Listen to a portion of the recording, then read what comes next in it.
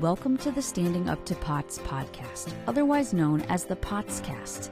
This podcast is dedicated to educating and empowering the community about postural orthostatic tachycardia syndrome, commonly referred to as POTS. This invisible illness impacts millions, and we are committed to explaining the basics, raising awareness, exploring the research, and empowering patients to not only survive but thrive. This is the Standing Up to POTS podcast.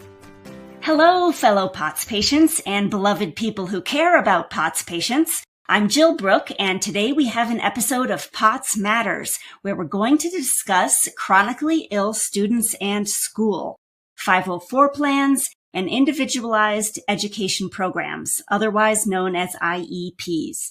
We have two wonderful guests today. The first is Dr. Cathy Pederson, who should need no introduction at this point. She's the reason this podcast exists, the reason this nonprofit exists. She's the reason we were just able to award a research grant to Dr. Satish Raj to do some exciting POTS research. She's also a neurobiology professor, POTS researcher, and POTS parent. Our second guest today is Dr. Sally Brannan, who is a researcher and faculty member in the education department at Wittenberg University in Ohio. She is an expert in helping students with disabilities.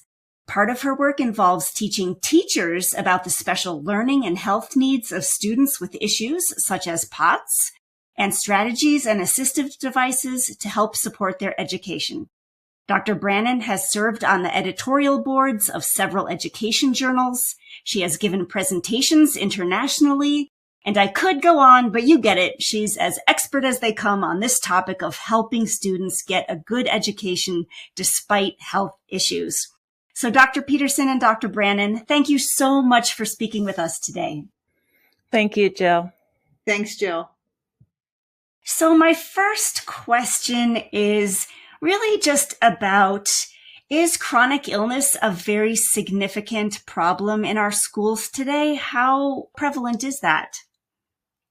Yes, it really is a big problem. And I have to admit, you give me a very nice introduction as always, Jill. I appreciate that. I have to admit that before my daughter entered the chronic illness community, I was really out of it. I just didn't know about any of this stuff at all. But it turns out that POTS, of course, I think our listeners know about 1% of teens is estimated to have POTS. But it's not just POTS. There are so many others of these chronic invisible illnesses that can actually start in school-age children. So chronic fatigue syndrome and its big brother or sister, myalgic encephalomyelitis, is estimated in 0.5% to 2% of teens. Fibromyalgia in 2 to 6% of school children. And then the last one, my stat is a little different, Lyme disease. And 25% of all cases of Lyme disease are actually in school-age children. And so when you put this all together, they're a little different. Each one comes with its own baggage. But we're talking about kids between the ages of 5 and 18 or 22, if we throw college in there, that may look perfectly fine on the outside, but on the inside, wow, they don't feel good, right? They've got all these struggles. Now, I like the literature. So there was a paper that was published in 2002. It's an oldie but a goodie. And the lead author on that was Lisa Benrid Lawson.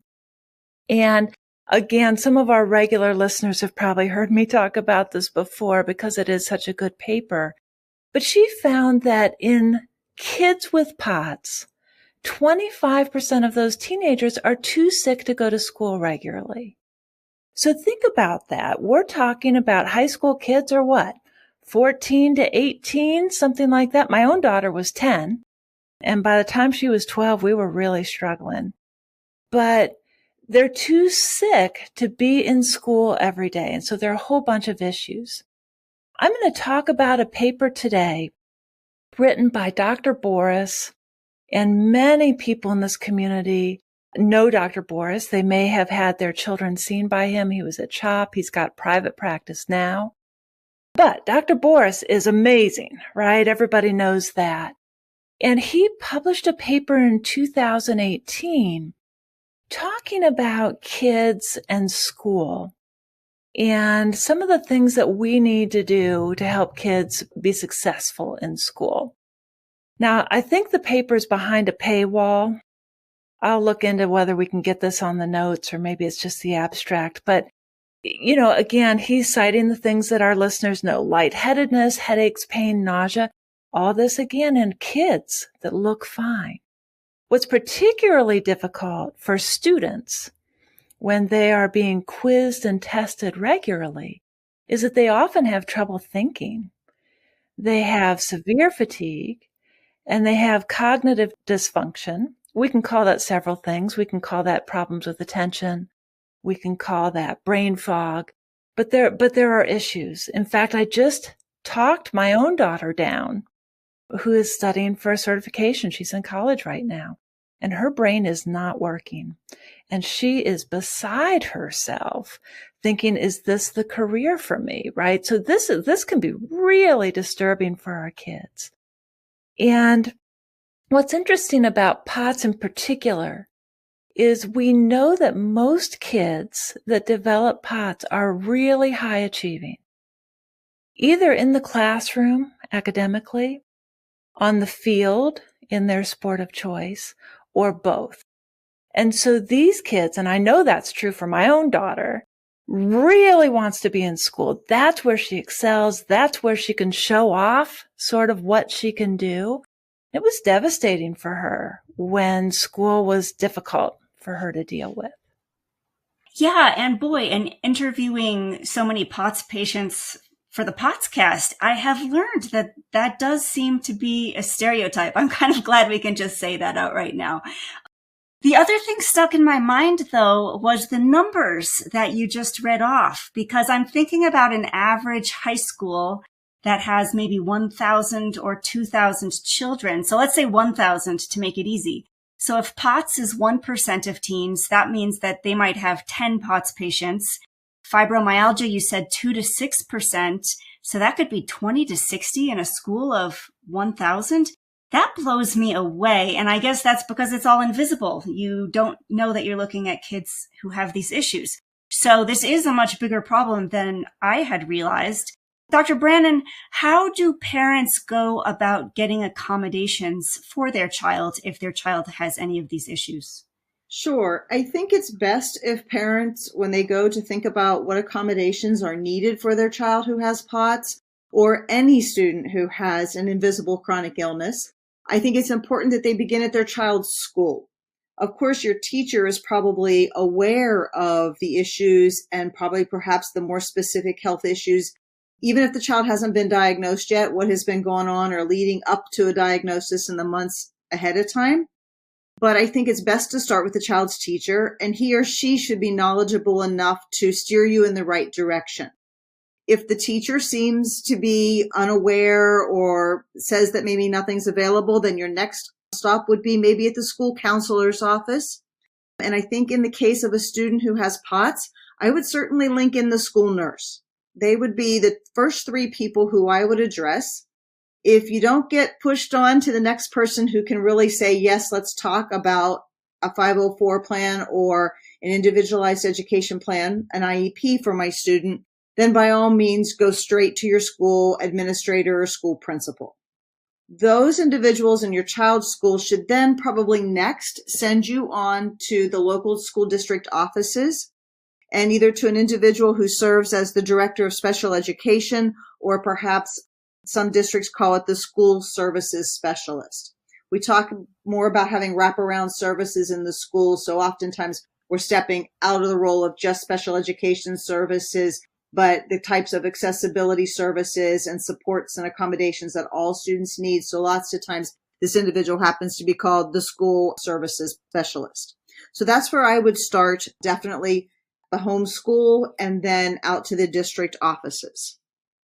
And at that point, do you have to have some sort of documentation, or is it enough to just say my child has a hard time being upright or something like that? The best place, and if I were a parent, I would certainly encourage a parent to please bring me some type of documentation from the doctor. It doesn't have to be specific. It has to be, this is what we're considering as a diagnosis if you're in the process of trying to get an answer. So here are some of the medical conditions or the medical outcomes that the student's having, some of the symptomatic types of things that the child may be experiencing in his or her school day. So I think, just something that simple that informs the district that the parent's on this, that they're seeking medical attention, and that they have found a physician who's working with them to get a diagnosis or who has already diagnosed their student.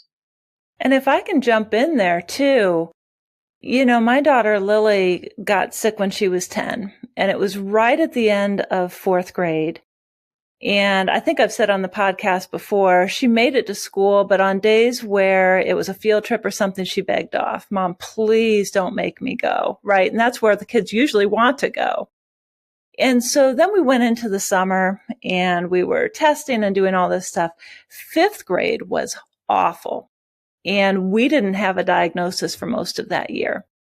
And so she had a list of symptoms. The doctor knew something was wrong, but really didn't know what. We were driving, in our case, to Cincinnati Children's every couple of weeks, seeing a different specialist, trying to get it figured out. So folks, I want our listeners to know that you can get a 504 before you have the actual diagnosis. And that happened for my daughter. Now, we were lucky. Our school district was exceedingly gracious. And, I had been involved in the school. I think that probably helped. They knew me a little bit. And she wasn't a kindergartner. She was in 5th grade. But I think she went 2 hours, 2 periods a day in 5th grade, and they rotated in her school. She tried to hit each class once a week. And it was really tough time. But I do want people to know that when the symptoms are that complex, the doctor can, as Dr. Brannan said, write that note and say, look, clearly something's going on. I don't know what that is, but this kid needs help if she's going to make it or he's going to make it through this school year. Oh, that's so good to know, given how long the diagnostic delay can be. So that is a huge relief. Okay, so let's say the parents are on board, the teacher's on board, and you need some accommodations for your child to be able to thrive in school. What are the range of accommodations that might help students with POTS? Yeah, it turns out there are a wide range of possible accommodations. I'll put a link on our website because we do have a list of these on the website, so I'll put that in the show notes. But if the child is able to make it to school, so they're in the classroom, there are some basic things that can be helpful. So access to water and salty snacks. And you think about 5th grade, 6th grade, they're really strict about that. They don't want that, and then all the other kids want it. But that's something that can really be helpful. Gum. Sometimes when my daughter gets brain foggy, just some peppermint gum or something can help her clear that head a little bit. Because they're drinking so much, they often need frequent bathroom breaks.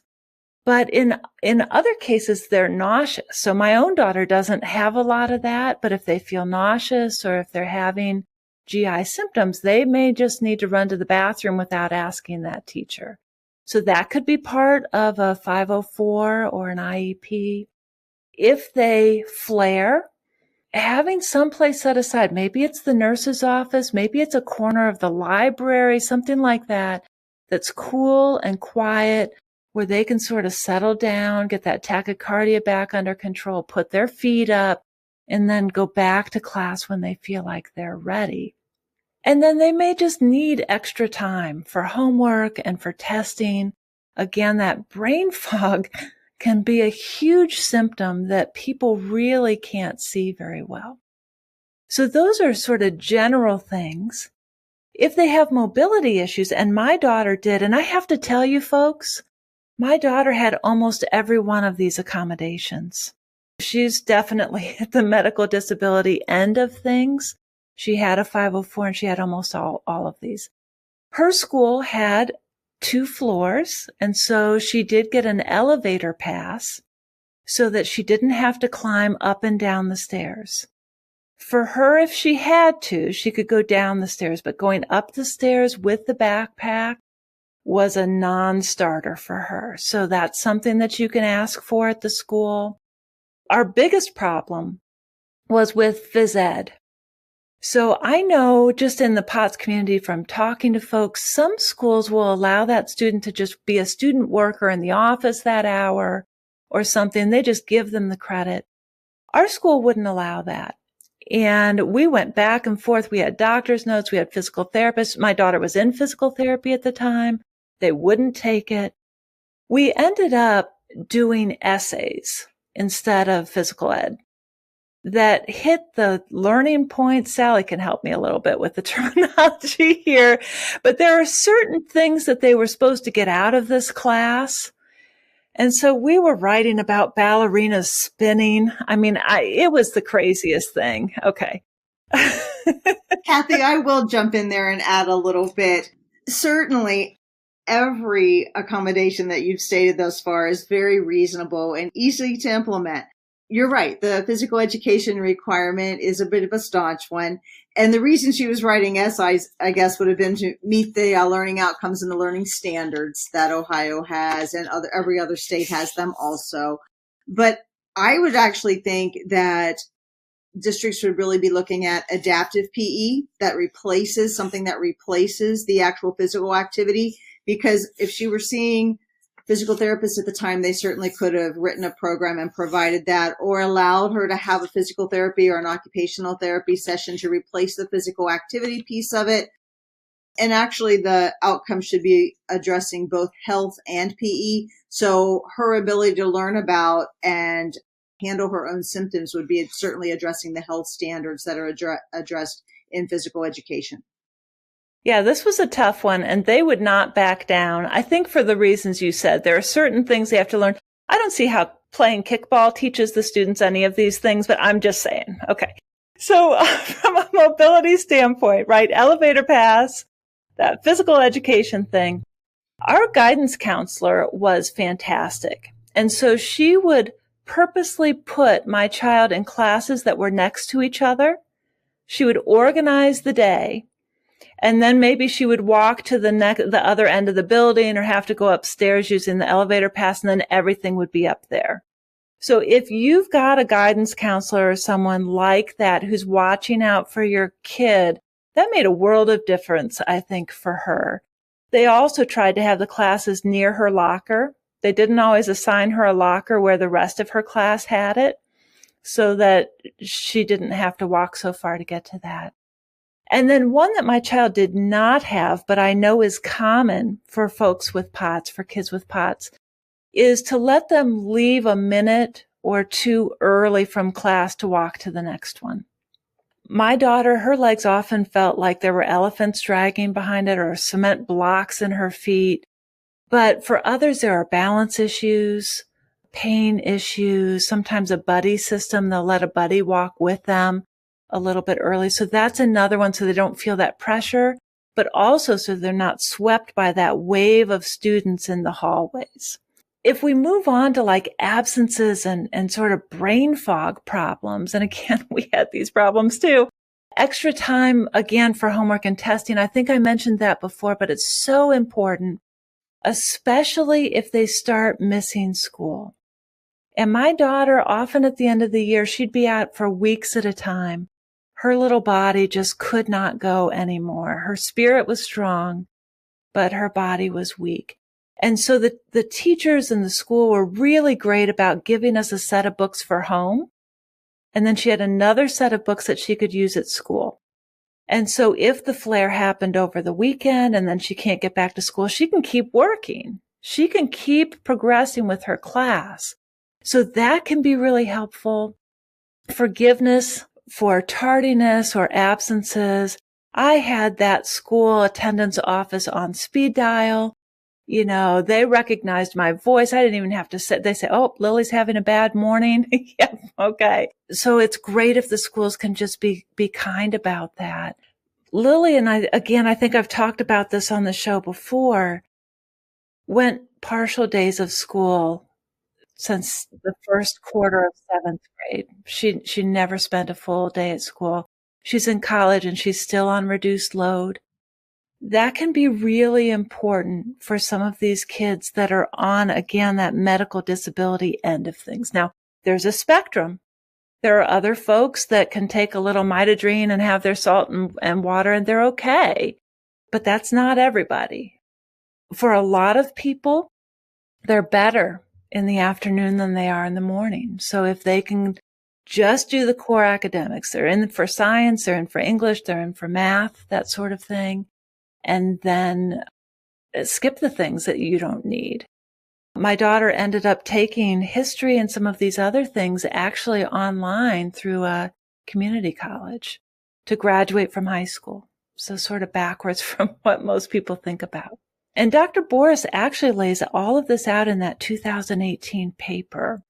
And then the other thing that he said is if it looks like it's necessary, he supports 60 days of homebound education.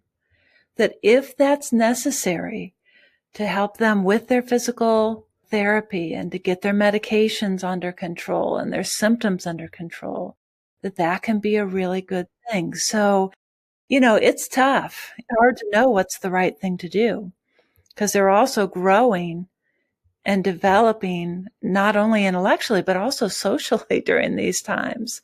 And so you don't want them to be out maybe too much. Right. Well, that was going to be my question because there's no clear definition, right, of when you should be in school and when you should just stay home and when you should try to push through the pain in order to get the benefits of an in-person experience. So, Dr. Brannan, I was wondering if you had any thoughts about that. What does a patient or a student lose out on if they say, I'm just not feeling well enough to go to school today? Is there a big price to be paid for staying home too often? Because I guess my question would be, so I'm a POTS patient and I have, all of these issues, and I know what would go through my head if I were still in school today. And I'd be saying, oh man, it's just so much effort just to shower and just to get dressed and just to commute. Is it really worth it? Can I just learn from home?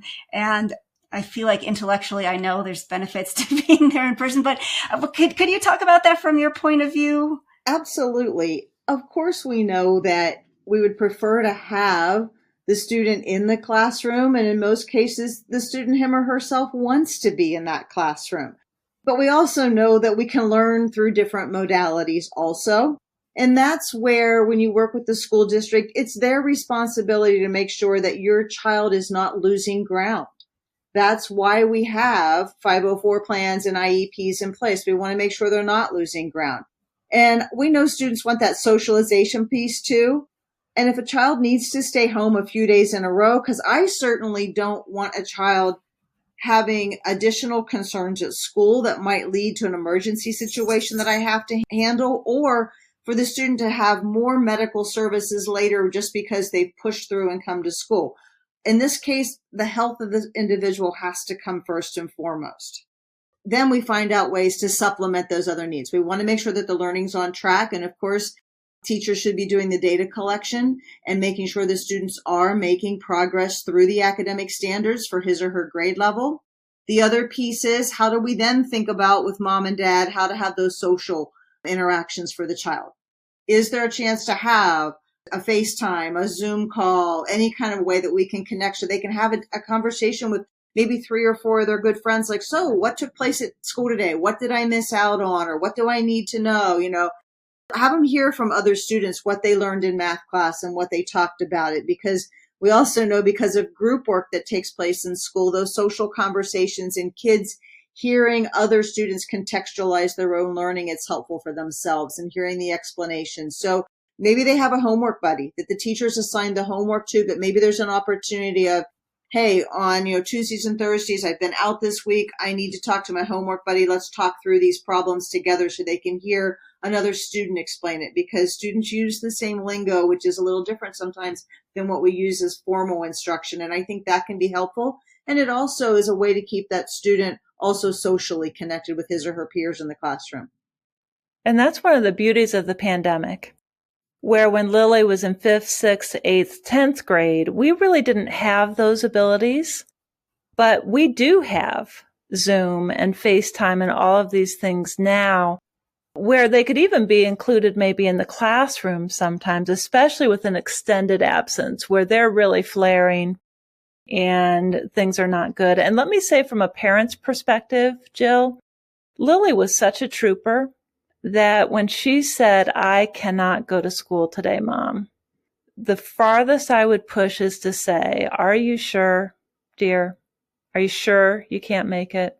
And if she said she couldn't, I called the school and that was that, right? Because this kid fought so hard for everything that she got and to be in school. And so I just had to trust that she knew, what her limits were.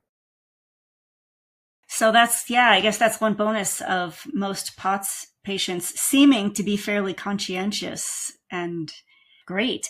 Okay, so I guess the next question is, how does a parent know if their child needs an IEP or a 504 plan? It's a good question, Jill, determining whether the child qualifies for an IEP or do they just need a 504 plan.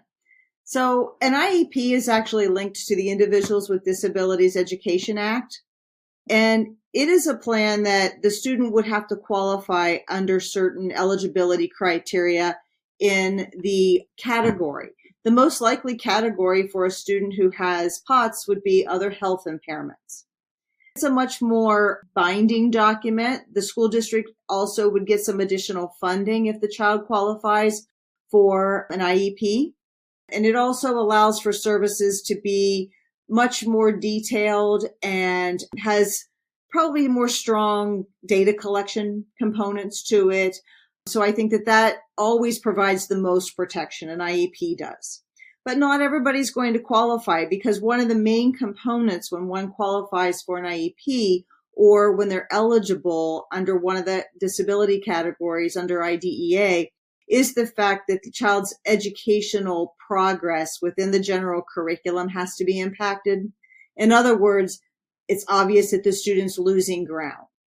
And that happens. I mean, when students have excessive absences because of their illness or when they need the extra time to do things, those are all very appropriate things to ask for. And this just makes it a little better for the student to be able to get all the services that he or she needs to make sure that they can stay on target for meeting grade level academic standards. But if the child is progressing fine anyhow and not losing items, I mean, I understand that based on the needs and the symptoms of POTS, sometimes people are going to miss multiple days in a row, or it's going to be a chronic time period when symptoms are more acute and problems are more detailed. But there are other times that things are going smoothly and that progress is happening and they're living as best of a close to normal life they can and can continue with the workload and the academic load and those kind of pieces. So sometimes if someone doesn't qualify, the ultimate backup plan, if someone doesn't qualify for an IEP, then they qualify for a Section 504 plan. And a 504 comes out of the Vocational Rehab Act, and it's there for students of school age, university ages, and it's also there for people in the workplace to have. So if we have high schoolers who are getting employment, they can ask for accommodations in the work environment also because of Section 504 and because of the Americans with Disabilities Act. Is this like a form you fill out, or how do you go about actually taking that first practical step to doing it? The best practical step is the first one I gave. And how do I start to get my child's services? Talk to your child's teacher, the school counselor, the school nurse, and more than likely the school building administrator. These are the people who will really know best as to how to get the child qualified or eligible for IDEA and therefore an individualized education plan. And they also would let that process begins. And if the student isn't eligible, then they're definitely going to be eligible for a 504 plan just because of the chronic health problems that exist. Absolutely. like I said, the IEP plan, the student has to be underperforming or struggling to perform at grade level and maintain consistent progress during the school year. With the 504 plan, that's not mandated. It's the health components that would drive it a bit more. Okay. So, Dr. Pederson, I'm wondering from your experience, how far does this get you? You know, we're so used to the POTS solutions never being 100% effective. So is this enough? What does this address? What does this not address? Yeah, a 504 is really a godsend. And I agree with you. So much of dealing with POTS is cobbling things together just enough. And we were also lucky because our school system was incredibly supportive. We didn't have anybody ever say no. I wrote to my daughter's principal when she was in 5th grade, and I said, she's really light sensitive. Please put my daughter in the darkest corner or allow her to wear a baseball cap or sunglasses. And do you know, some teachers for the entire class, they shut off the lights. When Lily walked in the room, it's those fluorescent lights, like in the store, that bother lots of Potsies, right? Some let her wear sunglasses. Some did stick her in the darkest corner of the room. But there are weird things that come up, and I'm sure I could come up with more examples. Our listeners probably have weird things that really bother their child. And when we had that 504 in place, anything like that, folks were happy to do. They really wanted her to stay in school. That's what it came down to. And she'd get such headaches and things when the lights were going. Partial days really saved my daughter. And as crazy as it sounds, and I mentioned it just a couple minutes ago, but let me be sure our listeners understand that. My daughter went to college online to finish high school, to get enough credits that she could graduate with her high school class. Because remember what I said, she only went to 2 or 3 periods a day for years on end. So to get enough credits to graduate from high school, she took these online college courses. And that was a wonderful accommodation for her. And let me say one more thing. At one point, we thought about doing a GED, the equivalency exam. That's how unsure we were that we could get her through high school. And I am really happy to say not only did she graduate, she was first in the class, despite all of this, and she graduated with her class, which is what she wanted above all else. So it is possible. It's difficult, but it is possible to make this happen. But Cathy, I just want to add in there and say that, the 504 is an excellent godsend, as you said. The IEP holds a little more power and can actually hold the school district a little more accountable for making sure that the student graduates with his or her class and gets their courses no matter how they need them or where they need them. I think that's a piece that maybe we didn't touch on yet, is the where, the at home. You mentioned that your daughter needed, 60 days at home, homebound instruction. That's definitely affordable and doable through the 504 plan. The IEP would guarantee that and would have a teacher being able to provide that in the home, or the appropriate teachers coming to. They would literally be sending a substitute to provide the day's worth of instruction. So like you say, don't take the first answer as no. You were lucky to have a school district who was very reasonable and willing to work with you. Unfortunately, that doesn't always happen. And I would encourage people to not give up and reach out to somebody here that you've listened to the podcast and ask how we can help you too, if you're finding a district that's not being quite as agreeable as that what you were lucky enough to have to work with. And I'll say we did have teachers come to the home.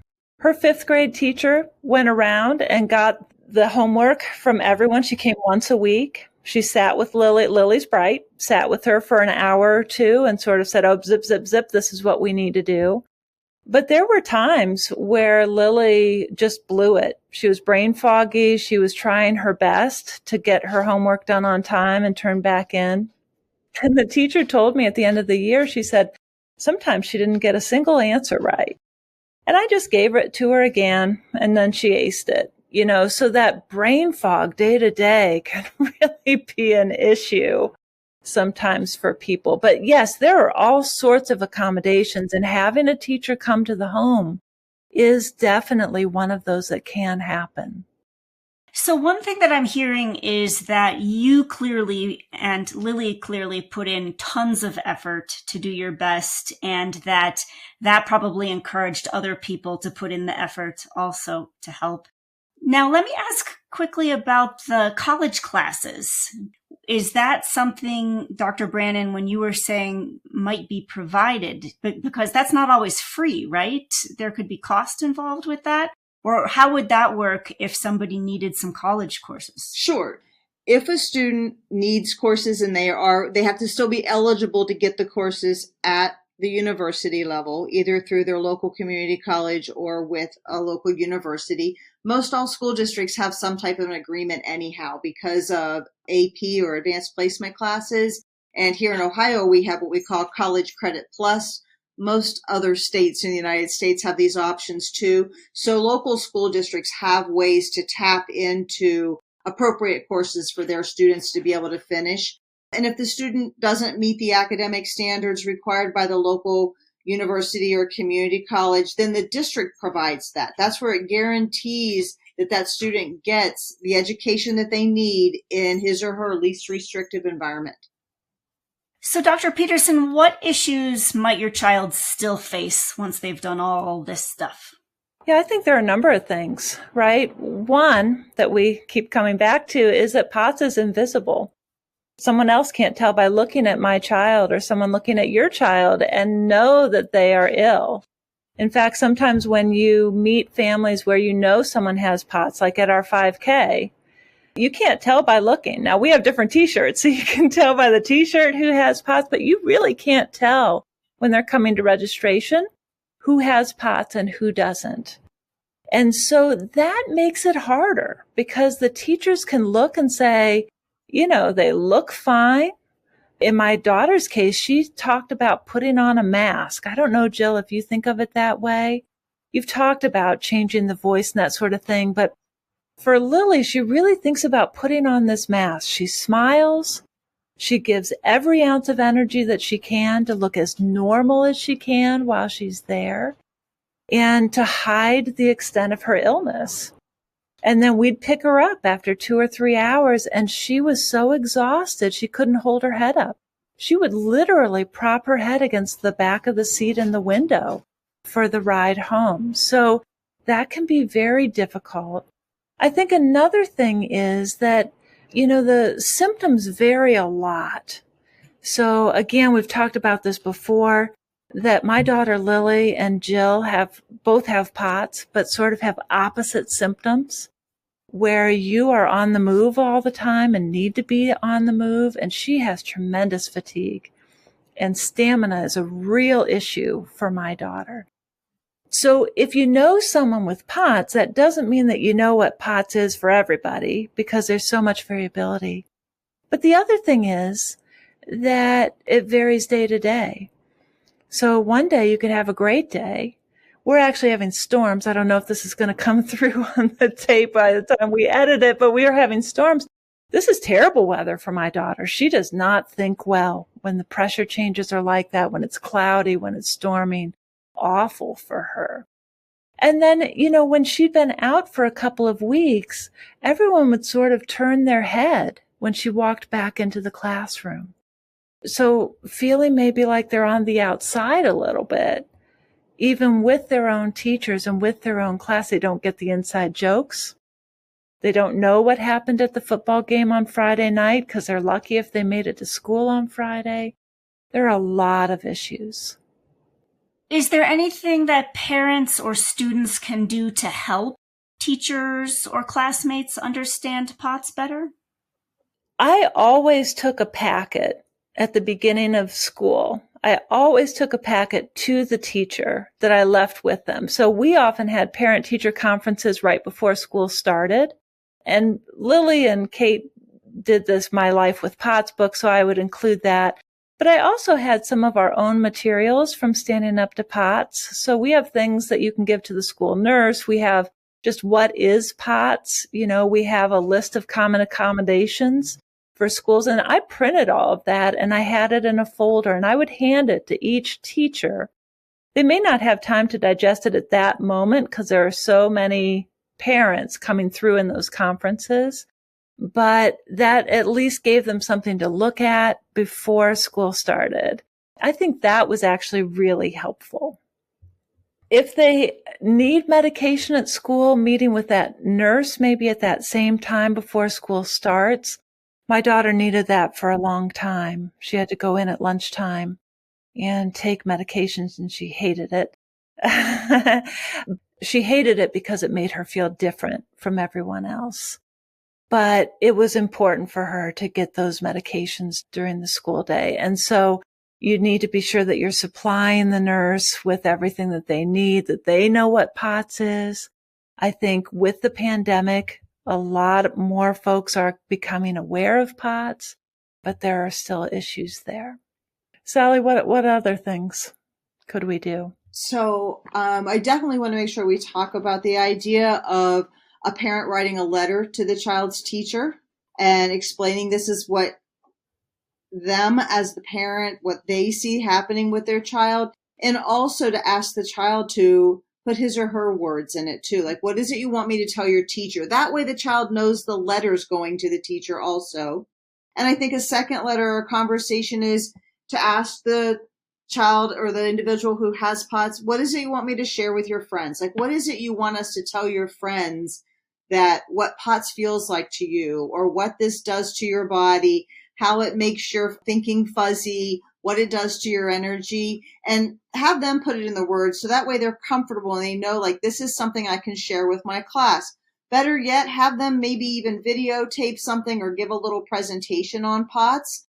I mean, especially if they're old enough to do that. I think that's a great thing to do. It actually teaches the individual to be an advocate for him or herself. It lets them put their issues that they're having in his or her own words related to POTS and what's going on there. I think that can be helpful. And I believe I heard Cathy say that there is plenty of literature out there to be shared. One of the things that I actually encourage teachers to do when they're working with any type of a diagnosed disability or chronic health problem is to share books and stories with their classroom as they might be age appropriate. And there happens to be one out there on POTS. It's My Life with POTS. And it's written by Lily and, of course, illustrated by her sister, Kate. So I think it's a great resource. My students here in my college classes at Wittenberg actually read this book, and I use it as my introduction for when I talk about other health impairments and what it means for a student to have a chronic or an acute health issue and why that is a category, because we talk about how chronic issues actually can impact one's education and learning too, that it doesn't have to be a cognitive issue or a social issue. It's the health issue and the physiological results of it that can also make the learning a struggle or a challenge for the student. Yeah, so it sounds like a lot of work, a lot of effort to educate the people around you, but it sounds really useful because I think that's what most of us end up having to do the rest of our lives anyway. So you might as well learn young how to start doing some of that. These are great ideas. Do you have any more advice or words of wisdom to parents or students about any of this? I think the first piece of wisdom that I would want to give is if you're told no, don't stop at one no. Keep going. It's been frustrating for you as a family to care for your individual and even get a diagnosis, mostly when the case of POTS. But I think it's really important, like, don't take no. You didn't stop at the first physician who didn't give you the correct answer or an immediate answer. Keep asking and reach out if you need assistance. I think the other one is to make, like, don't give up on that 504 plan too quickly, like, and say, oh, my child's doing okay now, I don't need it. Keep it in place for as long as the school district will allow you to have the 504 plan. And in the case of an IEP, it's reviewed on an annual basis, so you'll revisit it all the time. So I think that those are important things to do, is to make sure that those, once you get them, keep them updated. Remind everybody what they need. And if there's been changes, you have the right to ask for those changes that are necessary to help your son or daughter be successful. Yeah, we had 504 meetings every year, and we had to turn in a letter from the doctor every year. Now, truth be told, I wrote the letter. Jill knows. Yeah, I wrote the letter and asked the doctor to sign it. They were welcome to make changes if they wanted to, but usually they were happy that I had done that for them. But it was really helpful for us going to college. So my daughter has had a 504 literally since 5th grade. But when we went to college, it was so easy. So I want to be sure that our students know that they can carry that on. And so when we showed the 504 plan from the high school, and then again, we always had to have an annual letter from the physician anyway, outlining the accommodations that were necessary, and that was easily done. And so in our case, she needed a dorm that was air conditioned. She needed a dorm that was close to the food. Again, think about minimizing steps. She has security pick her up to take her to class and home from class because, again, stamina is an issue. Wittenberg is a beautiful campus, but it happens to be on a hill. And so when stamina is an issue, that can be a problem. Now, we know Jill would climb that hill and then go down it backwards. We know that from previous episodes of the podcast. Do what you got to do. Right. But Lily, that is a non-starter for her at all. And then again, she can also have extended time for quizzes and homework and absences, all the things that she had in high school. So I agree with Dr. Brannan. It's really important to keep that. And don't be afraid to go in and ask for that in the disabilities office at your college as well, because you should be able to get that. That should be available to students. It definitely should be a collaborative effort between the student, or even if it's a young student in an elementary school classroom or a college student, the family, and then those who are providing the educational services. I mean, it is all about collaboration and getting a team together to support the individual. And I guess my last thought would be just don't give up. And I think Dr. Brannan said that a few minutes ago, but these kids are so precious and they have so much to give the world. We've got to figure out how to educate them in a way that works for them. We know they're high achieving. We know that they're conscientious. We know that they want to be in school, but it's not always possible, right? So fight for those kids. And I agree with Dr. Brannan, just like you fought for that diagnosis, or at least many of us did, fight for what they need in the school. Find an ally if you can. Our kids are worth it, right? They are worth the time and the energy. And I'll tell you the truth, our kids are watching what we do, parents, and they see whether we're fighting for them. We may not always win. We may not always get things the way we would like them for our children, but they see us in that struggle for them. And I think that means a lot, whether a teenager is ready to tell you that or not. These are beautiful and empowering sentiments. Thank you so much. I had no idea that all this was available. I had no idea that professors of education were on the patient's side and feeling like the school districts owe us this. So this is just so encouraging to me to hear all of this. I cannot thank you enough for your compassion and your expertise and your time today. And so thank you. Thanks so much. Thanks for having us. Thanks for the opportunity. And hey, listeners, that's all for today. We hope you enjoyed today's conversation. We'll be back next week.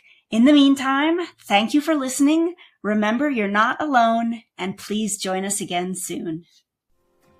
As a reminder, anything you hear on this podcast is not medical advice. Consult your healthcare team about what's right for you.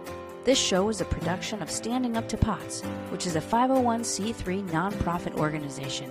You can send us feedback or make a tax-deductible donation at www.standinguptopots.org. You can also engage with us on social media at the handle Standing Up to POTS. If you like what you heard today, please consider subscribing to our podcast and sharing it with your friends and family.